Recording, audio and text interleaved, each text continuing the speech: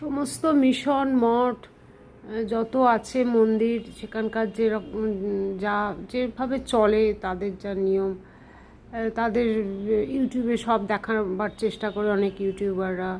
তারপরে আমরাও তো কিছু কিছু জানি, অনেক মিশনতে ব্যাপারটা তো জানি, রামকৃষ্ণ মিশন সবই ঠিক আছে। তাদের কথা, তাদের মানুষের প্রতি তাদের যে উপদেশ, যে বক্তব্য তারা রাখেন, শুনতে পাই মাঝে মাঝে, খুবই ভালো লাগে, খুবই প্রয়োজনীয় সেগুলো জীবনে চলার পথে, সংসারে, প্রতিদিনে।